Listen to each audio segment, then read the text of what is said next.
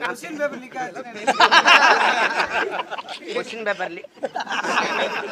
அப்படியே நாங்க தேர்வு எழுதும் போது கொஸ்டின் பேப்பர் லீக்.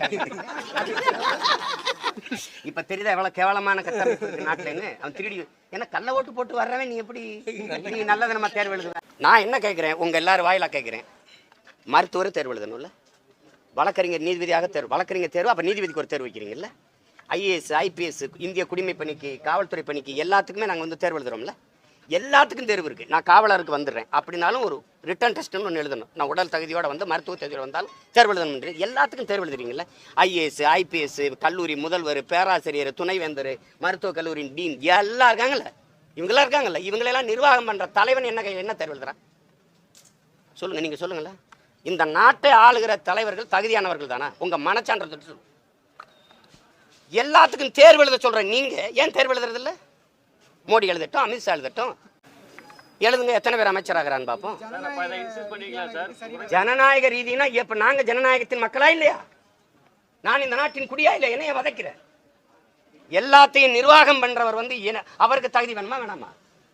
மக்களால் தேர்வு செய்யப்பட்டாங்களா? சட்டமன்ற உறுப்பினராரு அல்லது பாராளுமன்ற உறுப்பினராரு அதிகாரத்தை செலுத்துகிற அமைச்சகத்துக்கு வரணும். நீ தகுதியானவனா வரணும். தேர்வு எழுது.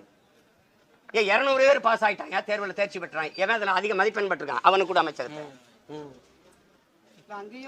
அங்கேயும் இங்கேயும் பேசாதீங்க. நான் என்ன சொல்றேன், மாண்புமிகு இந்த நாட்டின் முதன்மை அமைச்சர் ஐயா நரேந்திர மோடி எழுதட்டும்.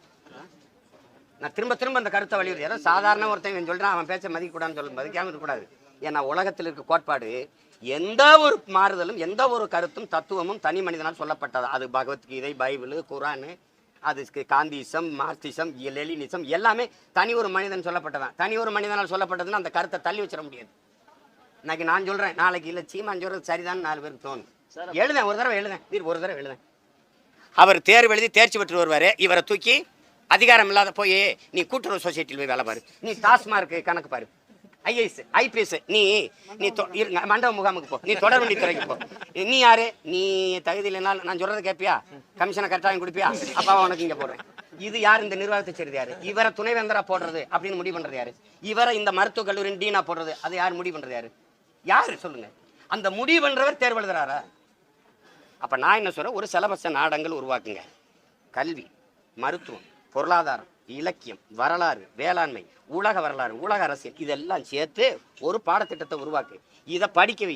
இதுல எவன் தேர்வு வை? தேர்வு ஓய்வு பெற்ற நேர்மையான நீதிபதிகள் போடணும். நீ சொல்ற மாதிரி இருங்க நல்ல நீதிபதிகளை போட்டு அவங்கள திருத்த விட்டு எவர் தேர்ச்சி பெற்றவராரோ அவர்கிட்ட நாட்டை கொடுங்க. எங்களுக்கு ஒரு நிறைவு, நம்மளை ஒரு அறிவார்ந்த பெருந்தகை இருந்து தகுதியான தலைவர் இருந்து நாட்டை ஆள்றான்னு நாங்க நினைப்போம்.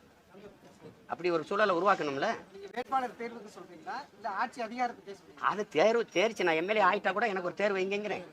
தோத்துட்டேன்னா நான் எம்எல்ஏவா இருந்து சேவை செஞ்சுட்டு போறேன். வென்றுட்டேன்னா எனக்கு அமைச்சர் கொடுங்க. நீட் தேர்வை கொண்டு வந்தது யாரு? நான் வெளிநாட்டில் போய் படிச்சுட்டு மருத்துவம் போய் படிச்சுட்டு வந்தா கூட அங்கேயும் நீட்டு தேர்வுன்னு கொண்டு வந்தது யாரு? அங்கே போய் நான் படிச்சுட்டு வந்தா இங்கே வந்து ஒரு நுழைவு தேர்வு எழுதணும், அதுக்கு 6 லட்ச ரூபா கட்டணம்னு சொன்னது யாரு? அரசு காசு கேட்குது. நான் சீனாவிலே ரஷ்யாவில் போய் அல்லது பிலிப்பைன்ஸ்லேயே படிச்சுட்டு வந்தா என் பிள்ளையெல்லாம் போய் படிக்கிறாங்கல்ல, படிச்சுட்டு வந்தா இங்கே பணம் கட்டி மறுபடியும் தேர்வு எழுதணும்.